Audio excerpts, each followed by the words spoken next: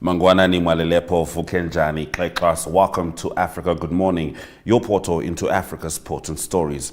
In today's broadcast, deadly protests rock Angola as citizens revolt over diesel price hikes. Senegal launches a national probe into years of political violence, and Cameroon's Maurice Kamto takes his election disqualification to the Constitutional Council. Botswana's president visits Zambia for inaugural binational talks, while Botswana and South Africa make waves on the global travel scene. In economic news, Zimbabwe turns to the G20 for debt relief, and Morocco's cannabis sector thrives despite black market pressures.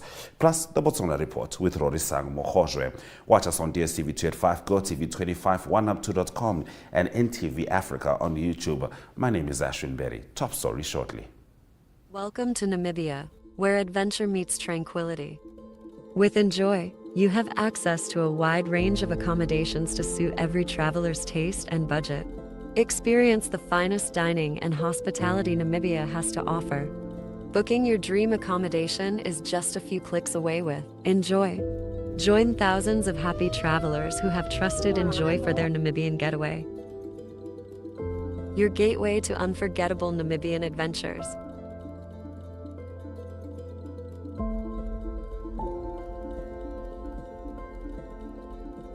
Visit us today at enjoy.my.na.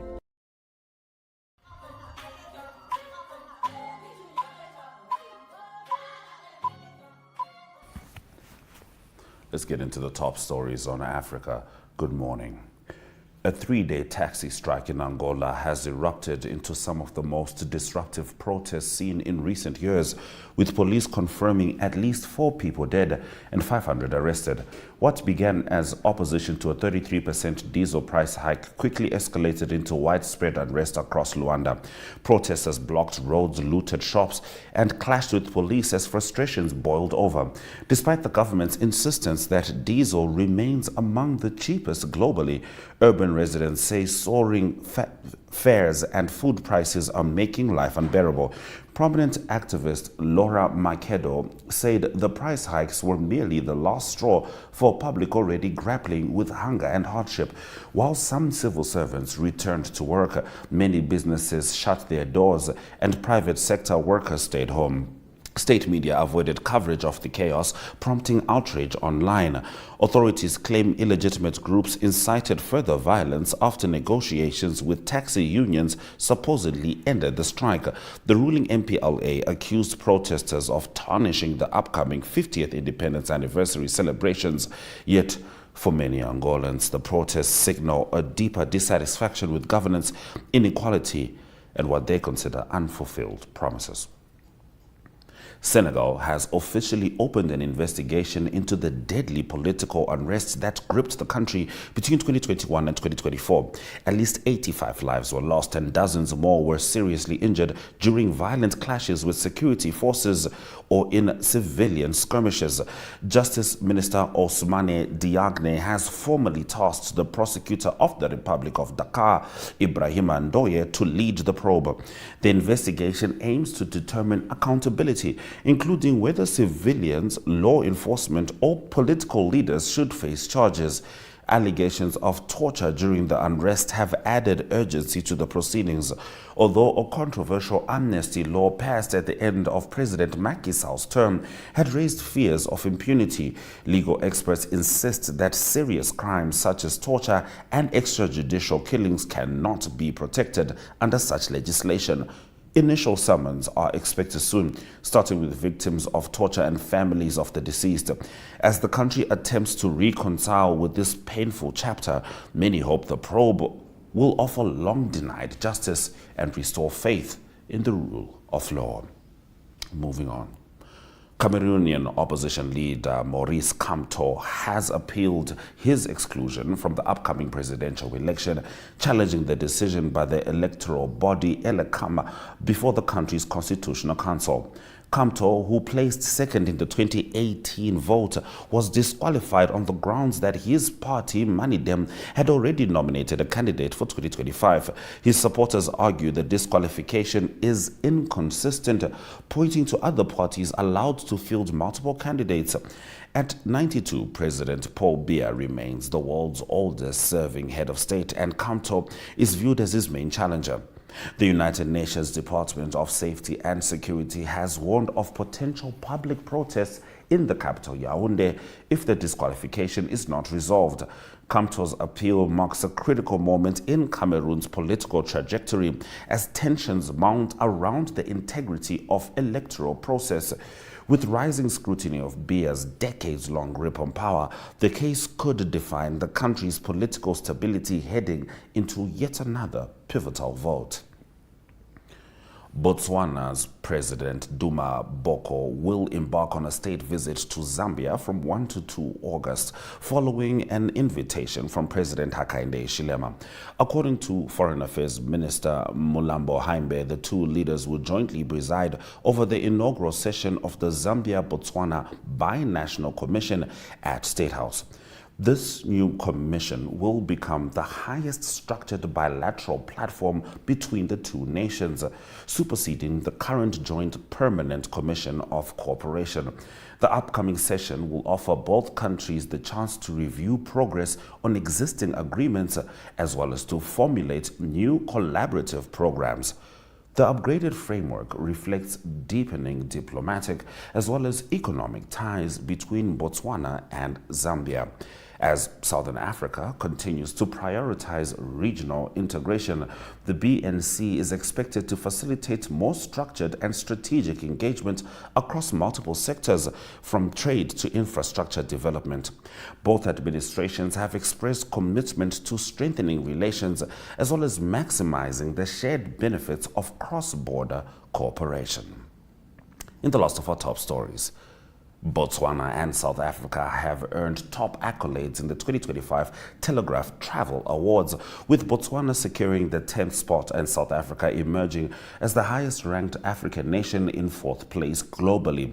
Voted by tens of thousands of Telegraph readers, the rankings celebrate destinations with enduring tourist appeal. Botswana's steady presence on the list highlights its reputation for unspoiled natural beauty and conservation-driven tourism.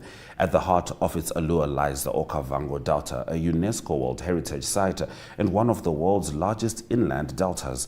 Meanwhile, South Africa was recognized for its diverse travel offerings, from Cape Town's scenic coastline to the wildlife of Kruger National Park and vibrant nightlife. Cape Town also received a separate honor, named among the world's top 20 cities for nightlife by The Times, praised for its Afro house and Amapiano beats. These recognitions reaffirm both countries as tourism powerhouses and flagships of Africa's glowing global travel appeal. Those have been our top stories on Africa Good Morning. We'll be talking more about Botswana, this time in the Botswana Report, delivered by Rorisang Mogojwe right after the weather.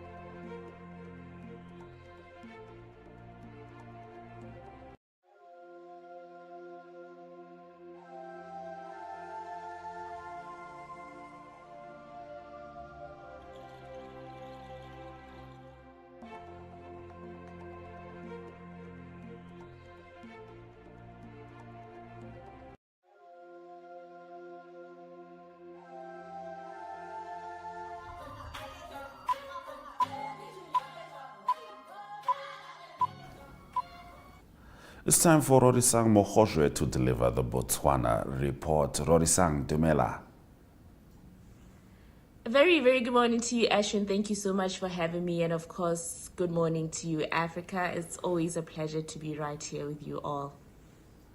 All right, let's get straight into your first story, Rory. Botswana's government issued a delayed public apology to Bridget Motsepe after a court ruled previous corruption allegations were false. Apparently, the delay in the apology was due to national security concerns over advertising in international media. Motsepe had threatened further legal action.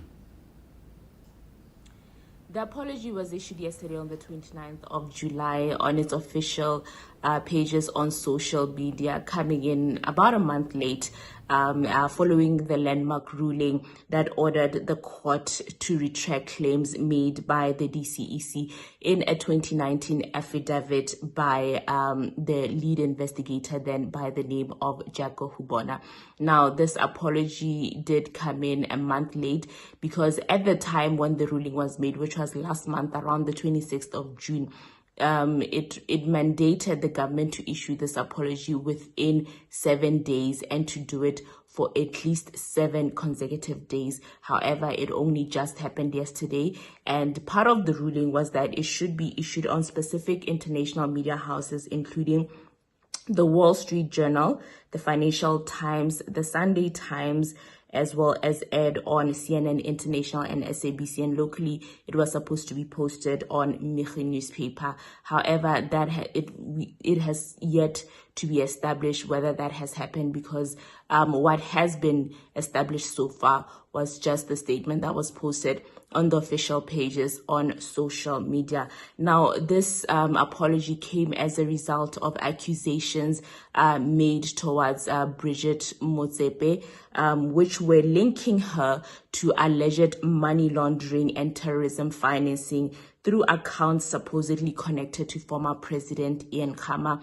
And it had to do with one of the most high-profile cases in Botswana, which was the butterfly case, which accusations were that about 100 billion pula was laundered from the country's central bank into offshore accounts, and therefore they had linked the former President Ian Khama and as well as Motsepe to this money laundering case, and it has since been dismissed as unlawful, false, and defamatory, both for the former President Ian Khama as well as for Bridget Motsepe, who has always consistently maintained that these claims were just politically motivated and they did severely damage her reputation. Now, during the court proceedings at the time, Bridget Motsepe did mention that she initially she had sought about 20 million pula, but then she went and said that she did not want any financial compensation except for the costs that led her to that moment, that led her to court. That's all that she was asking for, but she didn't want any sort of money from the government of Botswana. All she wanted was a retraction of those claims, an apology, and just to be compensated for her costs, really her legal costs. And that's all that she required from the government of Botswana. And so, a court ruling was made last month that the government should issue that apology, and eventually it did yesterday on the 29th of July, and we are yet to establish whether or not it will continue within the next 7 days, as well as on the international media outlets that were ordered for the government to issue the apology on. Now, Rorisang, in a rather sad update, Botswana is mourning the death of Lands and Agriculture Minister Dr. Maurice Kamto, who passed away at his home following a brief illness. It is a sad time here in Botswana as the nation is mourning the death of the Minister of Lands and Agriculture, Dr. Maurice Kamto, who died over the weekend. At the time of his passing, he was also the Member of Parliament for Kalahari South under the ruling umbrella for Democratic Change Party. Unfortunately, Dr. Kamto only served a very short time in his tenure. He fell ill just shortly after the UDC took power from the BDP and served only a few short months before he went on medical leave, which unfortunately he never returned from. Now, before he went into politics, Dr. Kamto he had a very long and decorated career as a civil servant. and it eventually culminated into him becoming permanent secretary in the same ministry that he eventually went on to lead, which is the Ministry of Agriculture. He then quit the civil service to enter frontline politics, where he became the vice president of the Botswana National Front. The Botswana National Front is a member of the ruling UDC coalition. Now, many remember him as having been very, very instrumental in crafting the policy framework and direction, as well as the manifesto of the UDC, which eventually saw the party unseating the BDP and rising to power as the ruling party, which is currently in government. And many people remember him as a very dedicated leader, very humble, didn't make a lot of noise, was never in the papers for the wrong reasons. And so many people do remember him as that kind of leader who brought everyone together and unified both the party as well as everyone that he worked with. He's also remembered as an astute farmer. So he did not only just serve as a politician and a civil servant within the agriculture industry, but he also lived and breathed agriculture in his own personal capacity. And, his death has really triggered an outpouring of tributes from across the political divide. All the parties have sent out messages of condolences. The Botswana Congress Party, the Alliance for Progressives, the Botswana Democratic Party, majority of the parties, if not all of them, have sent out tributes to the family and are currently mourning with his family and offering them deep messages of condolences. Dr. Chimbombi will be buried this weekend in his home village of Makopong, and we say, may his soul rest in peace. Indeed, Rorisang. Now, in the last of your stories, Sports Minister Jacob Kelebang has launched the Local Organizing Committee, LOC, for the 2026 World Athletics Relays, which will be hosted in Gaborone. The launch of the Local Organizing Committee is part of preparations which have already kick-started preparations for the 2026 World Athletics Relay Competition. This is the team that will be responsible for putting together a globally competitive event despite the country's current financial constraints.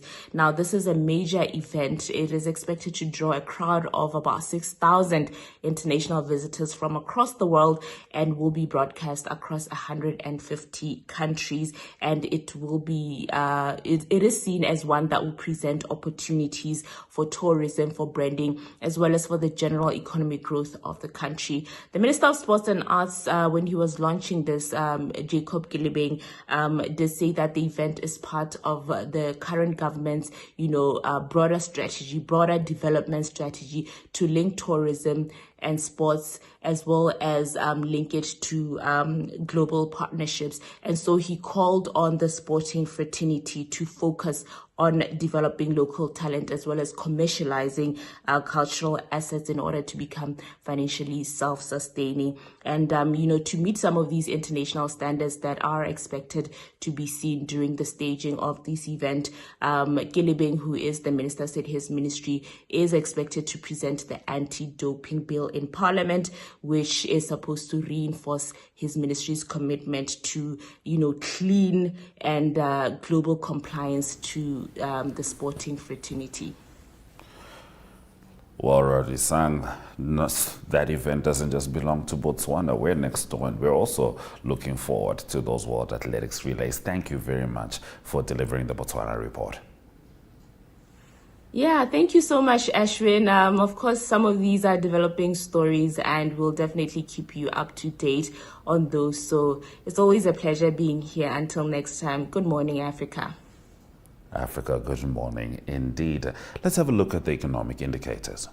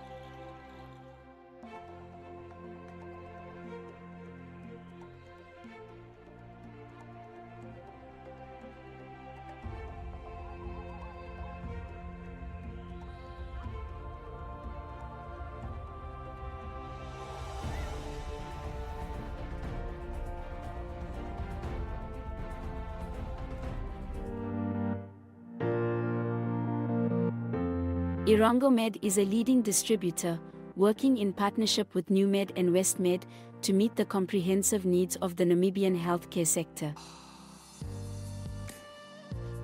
As a partner pursuing sustainable global healthcare, we offer industry-leading medical solutions through our key focus areas, which include pharmaceuticals, orthopedics, ophthalmology, surgical devices and capital equipment, as well as a well-established scientific laboratory division.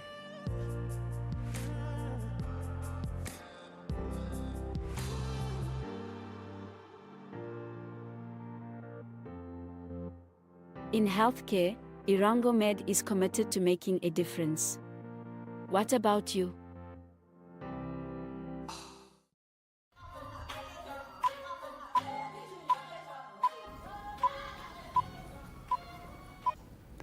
World Bank President Ajay Banga has advised Zimbabwe to formally seek the support of the G20 in resolving its long-standing $21 billion debt default. Locked out of global financial markets since 2000, Zimbabwe has struggled to regain creditor confidence despite previous efforts involving metal exports and bilateral appeals. According to Banga, without coordinated action through a platform like the G20, Zimbabwe may remain in financial limbo for years. The country's prolonged default stems from a combination of controversial economic policies, including land reform and decades of instability. While other African nations such as Zambia and Ghana have accessed the G20's common framework for debt restructuring, Zimbabwe is considered too economically advanced to qualify, yet too financially constrained to resolve its obligations alone. Drawing parallels with Sri Lanka, which joined the G20-led process in 2023, Banga urged Zimbabwe to follow a similar path. The call underscores mounting urgency for a strategic, internationally mediated solution to Zimbabwe's debt crisis. Morocco's legal cannabis industry is blossoming in the Rif Mountains, where thousands of farmers have joined the regulated sector since the cultivation was legalized for medical and industrial use in 2022. In towns like Bab Bered, former black market growers like Abderrahman Talibi now farm openly, free from fear of raids. Yet the transition is not without hurdles. While legal production has surged to 4,200 tons, up 14-fold from last year, the illegal market still dominates due to its higher profits and fewer bureaucratic constraints. Morocco now has 5,800 hectares of legal cannabis cultivation, but over 27,000 hectares remain under illicit production. Those have been our economic news stories on Africa Good Morning, and those have been our stories for the show. Thank you for joining us on DStv 285, GOtv 25, and oneup2.com. Keeping in mind, on oneup2.com, if you click Echo, you can access this and any other episode of Africa Good Morning, as well as NTV shows, because on oneup2.com, Echo Primetime is anytime. And of course, don't forget YouTube, NTV Africa, and Network Media Hub. From me, Ashwin Berry, and the Africa Good Morning team, Swera Jakanaka.